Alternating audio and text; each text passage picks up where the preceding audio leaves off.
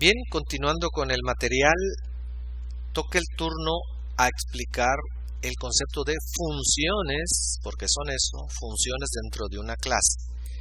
Hay dos formas, técnicamente hablando, para mencionarlas: métodos o funciones miembro. Entonces quiere decir que son funciones, pero ya no son cualquier tipo de función, pertenecen a una clase. O simplemente cambiar el concepto de función por el de método. Inconscientemente, pues podemos usar las dos, sin problema. Entonces, pues aquí se presenta qué es lo que tendríamos que hacer primero cuando se está desarrollando una clase. El primer concepto de la programación orientada a objetos son los conceptos privado y público. El segundo son los métodos o las funciones miembro, y las primeras que se tendrían que desarrollar pues son las que van a permitir colocar datos en los datos privados. ¿Por qué se tienen que generar una función para colocar datos? ¿Por qué tanta molestia de colocar una función que transfiera la información a las variables y no hacerlo directamente? Bueno, pues precisamente porque esa es la protección que está dando el lenguaje a los datos. Entonces no se pueden acceder a los datos privados. Entonces la declaración de los datos es simplemente como una plantilla, no se pueden inicializar. Entonces este es un ejemplo que no tiene utilidad práctica, declarando una variable entera, una doble y una de cadena, de un arreglo de caracteres. Los datos son privados. Y públicos los procedimientos, los métodos, pues. Entonces hay que definir una función para arrancar los datos. Entonces aquí se está inicializando los datos.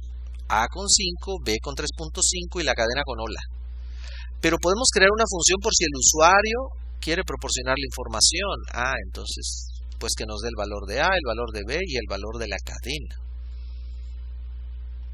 ¿Qué hace esta clase? ¿Qué hace esta? Pues sí, ¿qué hace esta clase? Inclusive así se llama. Pues nada, lo único que hace es inicializar los datos privados o permitirle al usuario leerlos. No hace nada más. Bien, entonces, ¿cómo quedaría la codificación, el programa, la función principal? Bueno, pues hay que declarar objetos de tipo clase. Aquí está, A y B son objetos de tipo clase. A y B pues tienen la misma información, tienen 3 datos y tienen 2 métodos. Y cada uno existe en la memoria de manera independiente, A y B. Entonces puedo decirle A.inicio. Entonces se va a arrancar 5, 3.45 y hola en el objeto A. Y también en el B. Lo que sí va a cambiar es la lectura. Aquí el usuario va a leer datos. Y se van a transferir a los datos de la clase, ¿no?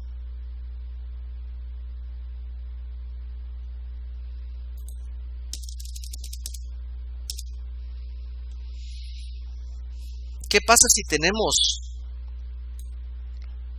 campos de todo tipo? Long, int, char, doble, cadenas de caracteres. Bueno, pues nada más el inicio, pues hay que hacer más cosas. También el leer alumno hay que hacer más cosas. Pero es lo mismo, aquí ya la clase se llama alumno. Inclusive, este es un tipo de dato definido por el usuario. Es un struct que empaqueta código y datos. Como es un tipo de dato ya como int, char, pero ya es un tipo de dato así como con esteroides, pues. Pero sí, yo soy un tipo de dato, por lo tanto, como tipo de dato, puedo declarar una variable, puedo declarar un arreglo, puedo pasarlo como parámetro, puede existir dentro de una expresión, en fin, adquiere todo lo que un tipo de dato tiene. ahí su complejidad. Entonces puedo declarar un arreglo, ya no una variable solita, como en el ejemplo anterior. Entonces hay 50 alumnos y podemos leer los 50, inicializar los 50 o leer los 50. ¿No? Qué flojera leer los 50, ¿no? Mejor se genera un archivo y bueno, ahí surgieron las bases de datos. ¿Ok? Enviar parámetros al objeto. Pues nada nuevo.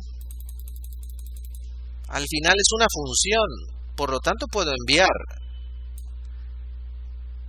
Fíjense, en el ejemplo anterior no hay pase de parámetros, se están haciendo ahí mismo. Las cadenas se inicializan con vacíos y los numéricos con 0, o se leen. Pero no hay parámetro del usuario, o sea, inicio alumno no tiene parámetro, o sea, aquí no tiene nada. Aquí no hay nada. ¿Cómo le hago para enviar? O sea, yo como usuario quiero enviar mis datos, mis propios datos. O como constante, pues también. O sea, puedo enviar 5, hola. ¿No? Bueno, pues nada nuevo. Nada nuevo. Defino parámetros.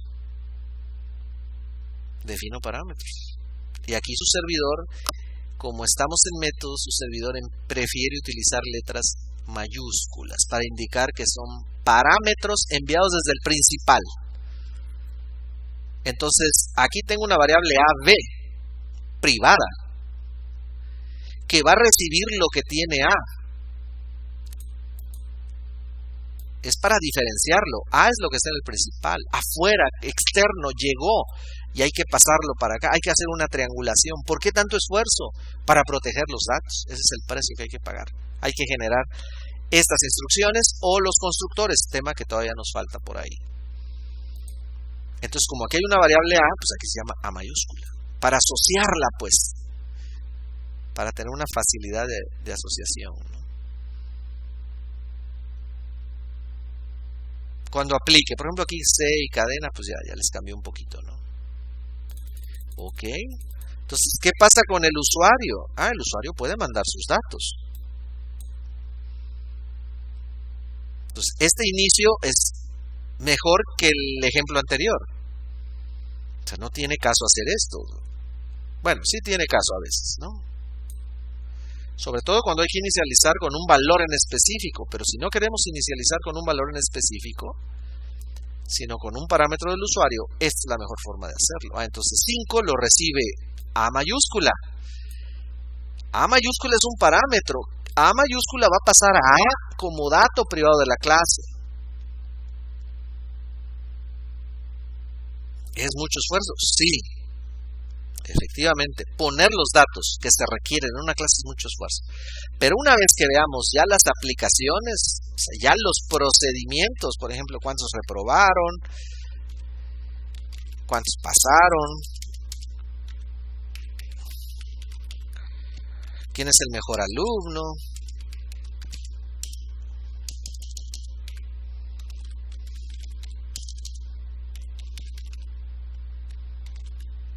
¿sale? Cuando empecemos a hacer esto, ahí se va a ver la ventaja de tener los datos y los códigos en el mismo lugar.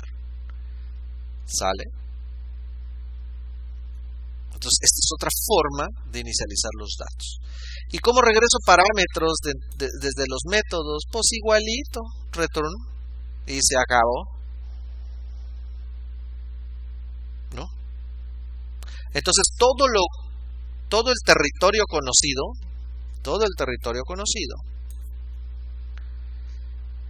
pues nos sirve dentro de la programación orientada a objetos. Es más, tenemos que trabajarlo. ¿Por qué? Porque estamos administrando el código.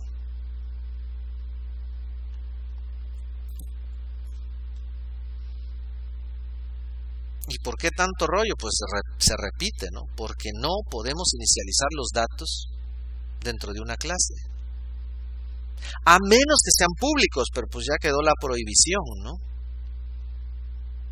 Y para concluir con el arranque, porque ya con estos conceptos ya podemos hacer clases. Ya podemos hacer clases. O sea, ya podemos hacer algo práctico. Falta el operador 2 puntos, 2 puntos. Se conoce como operador de alcance. Y es simplemente para descargar de lo que está entre llaves para el class de los códigos. Entonces solamente se define, fíjense, solamente se define el prototipo de la función. Y en cualquier otro lugar, generalmente es después de main. Aquí está antes de main, bueno, por cuestiones didácticas. Pero al igual que las funciones, lo conveniente es que estén después de main, o inclusive pudieran estar en otros archivos y ligarlos a través de estos includes o a través de la opción de en fin. Entonces esto queda más compacto, porque no me interesa el código realmente, ¿no? Una vez que ya el método está desarrollado, pues no me interesa su código. Me interesa nada más su parametrización. Aquí estoy utilizando void, algunos los corregí, otros no pasa nada si lo quito o lo dejo, ¿no? Es lo mismo. Entonces aquí por ejemplo el main le dejé void, ok, igual queda, igual, no pasa nada. Entonces, ¿cómo vas a ver el lenguaje a quién pertenece una función inicio y lectura? Porque pudieran pertenecer, o sea, todas las clases van a tener estas funciones, van a leer, van a iniciarse. Bueno, entonces tenemos un nombre llamado clase. O sea, aquí no, este es el nombre más chafa que se le puede dar a una clase, ¿no? Es como decir, ¿cómo se va a llamar tu función? Pues función. Esto se llama clase. Entonces, ¿cómo sé que inicio y lectura pertenecen a clase? Bueno, pues por el operador de alcance. Este inicio pertenece a clase, porque pudiera existir otro código de inicio que perteneciera a, miren qué brillante mi nombre, otra clase, ¿no? Entonces, esta clase y esta clase no tienen nada que ver. Ahora un comentario, si aquí dejo void, pues aquí también tengo que dejarlo para que haya una, pero bueno, ok, sale. Ya es algo sobre la marcha aquí, a bote pronto. Entonces, el operador de alcance es muy útil porque, pues sí, los objetos son muy complejos. Las clases son muy complejas, porque los objetos se refiere únicamente ya a la variable cuando ya está operando en el main, ya cuando se declaró algo de tipo correspondiente a esa clase, ¿no? Entonces, las clases sí son muy complejas, ocupan mucho espacio. Entonces, cuando se entra al editor, pues ni modo que andemos recorriendo todo ese código para llegar al principal, que es el que modificamos, ¿no?